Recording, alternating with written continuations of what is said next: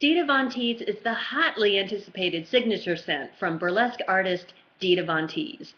As you well know, burlesque artist is the fancy way to say stripper, and none come fancier than Miss Von Teese. Sure, she takes her clothes off, but she does it all classy and refined, with a huge dollop of wit, and the wit makes all the difference.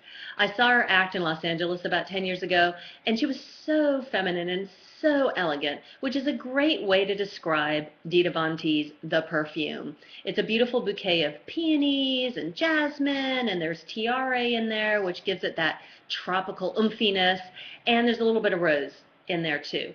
And it stands out from the crowd of celebrity scents because it doesn't feature vanilla or fruit. And in fact, Dita said to the perfumer when she was putting it together, she said she specifically didn't want it to have vanilla in there because she just really wanted it to be very classic and have kind of a vintage air to it. The starting point for Dita Von Teese is Quelques Fleurs by Houbigant, which is a classic, beautiful, old-timey perfume, and it's been Dita's signature scent from her teens. She's worn it her whole life until she got together with her new boyfriend, and he said, "You smell a little bit familiar, a little bit too familiar. In fact, whatever you're wearing, that's what my mom wears." Great. Time to find a new signature scent. You don't want to smell like your brand new boyfriend's mother. As nice as mom is, you don't want to smell like the mom.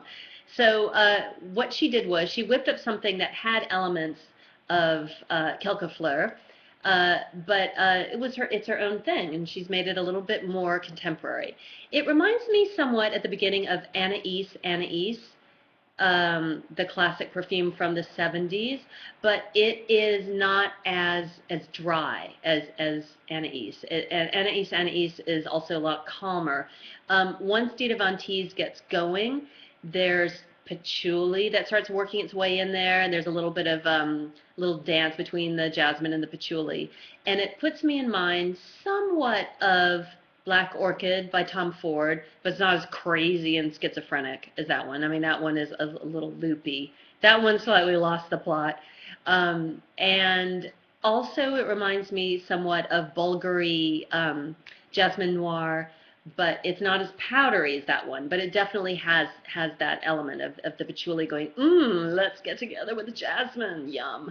Now, there's supposed to be incense and sandalwood in Dita Von Teese, and those are two of my favorite perfume flavors, but I don't find them to be particularly forthcoming. I can't really smell them in there. But the darker items, the darker elements, the dark arts of the perfume, the patchouli and the jasmine in there are enough to take it away from smelling like straight up shampoo, which sometimes you would get if you just have the peony, which is very pretty and floral.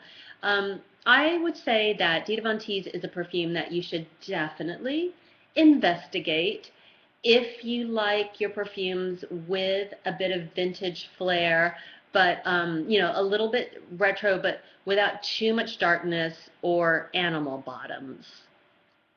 I'm Katie Puckrik, and I smell.